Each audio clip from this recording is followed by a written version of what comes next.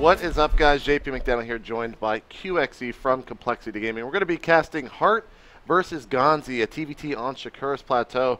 It's kind of funny because of all the maps here, I think Shakura's Plateau has been played once, and it was in a TVT. Everyone else is just vetoing it. What is it about this map that Terrans really don't mind playing on? Well, to be fair, in a mirror matchup, Map doesn't really the map's not really a big deal. I think in the other matchups, it just favors a very stagnant position. You can split this map in half very easily. You can just kind of get it to a static position where there's not a whole lot of opportunities for drops or things like that.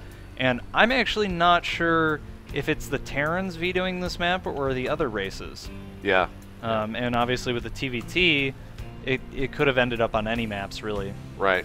Right. Well, last night, QXE, you impressed everyone with your introduction. So why don't you go ahead? I'm gonna put you on the spot, man. I can't pass this moment up. So why don't you introduce our actually your teammate over here? Both of my teammates. Yeah, that's actually right. This is a wow. There's a lot of complexity in this match. Complexity. All right. Oh, I wasn't ready. I gotta mentally prep myself. Here, wait, JP, punch me in the chest real quick. Punch you in the chest. Yeah, do it. I gotta get some adrenaline going. Yeah. All right. Here we go. In the top left-hand corner, he is the one, the only, Complexity Heart. And in the top right-hand corner, doing an identical build, both hailing from Korea, from the same North American team, he is Complexity Ganzi! Alright, so now in a mirror match here, TVT, Complexity versus Complexity. Doing the same build. Doing the same build. The same race. Same race, casted by someone from Complexity, QXE. I gotta ask you, who takes this match? If anything else happens, we may fall into a bizarro universe. Who takes this match, man? Heart or Ganzi? Who's the better TVT? I don't know. They've both got weird styles. Ganzi is infamous for his proxy racks inside your base, his proxy factories, his weird all-ins. But, you know, so is Heart. He does a lot of these one-base plays, Marine Tank Banshee all-ins,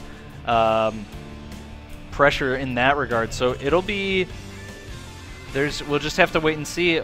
The first divergence has happened, so we will not slip into a bizarro parallel universe. Right. Ganzi has opted to get one extra SCV before he gets the orbital command.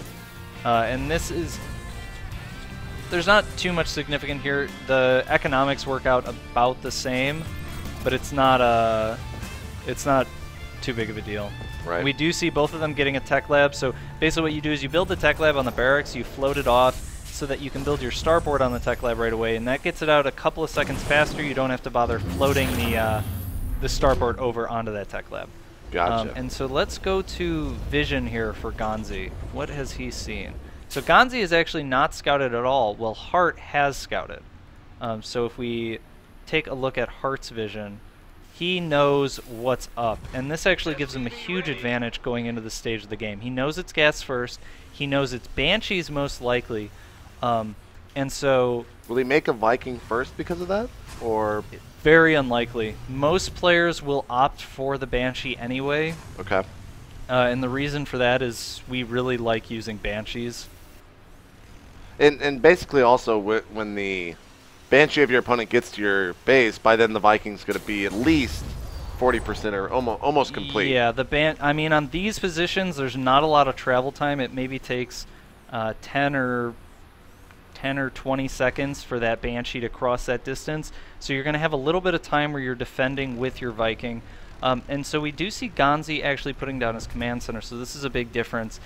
And he's actually getting a reactor on his barracks as well.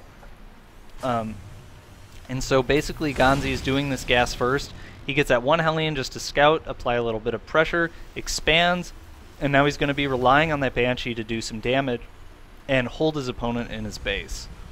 So here we see the Banshee coming out for Heart. And over for Ganzi, actually, he is sending it over to his ramp and rally. Yeah, I actually think this is a mistake from Ganzi. I'm not sure why he would leave it there. He could be wary because he knows his opponent saw that he went gas first. Right. So he might be worried that there's a Banshee coming, but I don't see the point of getting that very fast Banshee if you're not going to at least do something with it. Yeah, and you can already see the disparity here between the two SCVs, 26 to 20, and there's only so few Marines. The Viking is out, though. Right, so the Viking will be able to clean this up. Hart wants to just get one last kill with that Banshee. And I would say Hart is actually in a great position right now. He does have that 7 supply lead. Ganzi's command center is a little bit, well, it's probably about that's about 30 or 40 seconds earlier, but that's not enough to make up for the 7 SCV disparity. Now, in these clan wars between, not clan wars, but inter-clan scrimmages, does Ganzi win more against Hart, or do you happen to know really what the rankings are between these two players? I'm actually not sure on who wins between these guys usually. Oh, no! Was he? Ganzi almost, yeah, he was attacking his Hellion. Ah, okay. A little bit nervous maybe here in this match. Yeah, maybe. I think I've seen Ganzi do that before with a command center, actually. I'm not actually sure if it was Ganzi or some other Terran. But it happens, it definitely happens every once in a while, you misclick. So actually I think Ganzi's plan, the reason he rallied that Banshee into his base was because he wanted to be absolutely sure he wasn't going to lose it, and now he's got 2 Vikings, and you can see he cleans that up without too much trouble. Yeah. He doesn't lose any Vikings, and now it's going to be very hard. He's actually going to land the Vikings. Right, wow. And do a decent amount of damage here. This is going to be kind of revenge. Yeah, I mean, if he can take out these Marines here to get back up in the air, he needs to pick that Viking up. Nope. Loses both of them to the tank. But this Banshee, I mean, it's going to go unopposed. He's going to be able to get a lot of SCV kills here. Right, and we do see Hart puts the SCVs on auto repair, but here we really would have liked to, if he still had 1 or 2 Vikings, he maybe could have dealt with the Viking a little bit better. Whoa. But here we see Ganzi is on the offensive. He's going to try and barrel up this ramp.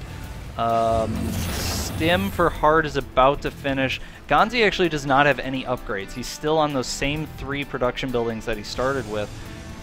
And so if Ganzi can do good damage here, then he'll have good play in this game. If he can't, though, Hart's going to end up with a very significant advantage in the coming couple of minutes. Stim just finished, Combat Shields is on the way, +1 weapons is on the way. And if we compare the production between these two players, we have, I think, go up a little bit more to the top right. Sure. So we have 3 barracks, a factory, and a starport with a reactor, and just check over in Ganzi's base real quick. Notice the disparity here. So Ganzi's, Ganzi's actually going to push up the ramp, and this is kind of the danger here. If Ganzi does not do enough damage with this attack, could be really far behind. Yeah, Hart's going to have a huge production advantage. He should have a lot more units, way better tech, and so Ganzi realizes, like, that's the plan. He knows what he needs to do to make this work, so he's going to keep pressuring as much as he can, and then he's going to transition behind it. Bringing the Vikings in, he wants to keep vision for his units, and I think Hart is actually just going to go for it. He should be able to clean this up without too much trouble. The Marauders and the Siege Tanks doing a lot of damage to the tanks. The Marines do finally die. Wants to keep that 1 Siege Tank alive. That'd be really important. Oh, he can't see the high ground, so he is going to be able to keep it alive. Loses vision, so that's really good for Hart in that regard. But let's go to the income tab for just a moment here, and we do see. Wow. This is the biggest story of the game so far, is Hart has just lost so many SCVs between the attack in his main and that attack there where he had to pull some SCVs. He's having a lot of trouble maintaining that economic advantage and really doing a lot with those barracks that he has. I think these 2 Vikings might just kill each other. Yes. So an even trade there. Now, in that last attack, I mean, Ganzi was able to push up because of the amount of Marines that he killed with that Banshee and the Vikings, correct? That's why he's able to get that position on his opponent. And also, Hart went for a very fast tech lab to get that faster stim, and Ganzi went straight for a reactor. He was spending his gas on the siege tanks, and so Hart put a lot of money into production, whereas Ganzi put all of it into units, and so he had a little bit more for that push. Gotcha. Great spotting supply depot here for Ganzi. He was able to stop stop this drop almost immediately. Yeah. And Hart will be moving, but I think he's just going to sit here in the middle, not going to be pushing this any further across the map, right? Not for now. He'll be rallying to that center. He wants to try and make something happen here. If he can pull Ganzi's army out of position with that attack in the top, that would be good. But the main thing here is Hart just needs to get his economy back up and running. He has a nice upgrade advantage now. 1-1 is about to finish compared to Ganzi's just +1. But if he doesn't have the economy to keep going with the 2-2 and keep adding units, Ganzi will eventually catch up and kind of overtake him. Well, right now, I mean, even more, the SCV count is really just swinging so much in Ganzi's favor. And does have a little bit more Marines as well. But I thought for a second Hart was going to go and try to stop a third base, but I think he already sent, yeah, he did get the SCV kill there with that one Marine, so he knows that his opponent is still on 2 base, and with that, I think he's going to try to control the center of the map, get his third base up, and really try to get back into this match economically. Right.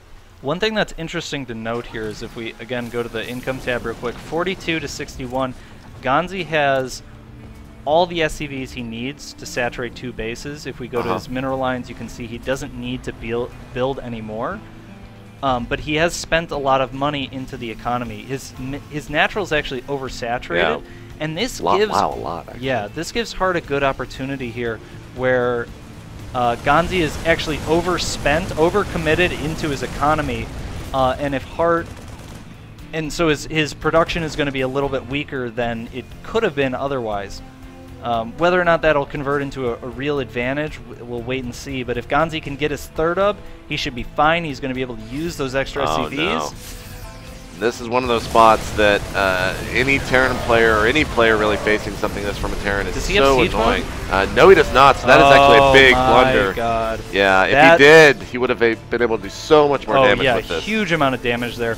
I'm not sure if that. I think he forgot it, man. He just started as he pushed up. He definitely forgot it. There's no way that was intentional. There's no reason for that to be there. Yeah, and that pushed the lead even back now a little bit, even more for Ganzi there. He was able to take out so many more of his army. I mean, you can just tell by the lines here on the mini-map, army versus army. It is crazy. 166 Hart does to not 127. want to engage here. This is really, really bad for him. He needs to back up. Ganzi's stim has finished. Oh, no. And you can see Ganzi just, I mean, there's not much to say here. No siege mode. Yeah, good game. Yep. Just had the concave advantage, everything advantage, really. Forgetting siege mode, did that cost Ganzi the game there? I think at that point in time, it was where... I mean, Hart was definitely at a big disadvantage, but really what he needed was to buy himself time. Siege mode might have been able to do it. I'm not sure it cost him the game. It's not like he would have won if he had siege mode, but he definitely wouldn't have lost. He would have been able to do a lot of damage there. He would have been able to fall back in the middle, siege, and hold that position. Yeah, that siege up at the top, I mean, if he had siege mode there, that's right when he noticed that it was missing. He would have been able to sit on some of those production facilities and not just lost so much so quickly.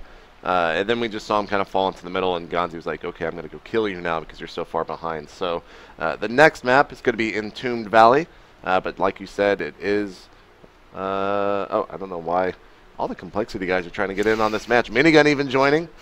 It seems like this is going to be the complexity, I guess, hangout spot for the day. Yeah. As you guys actually...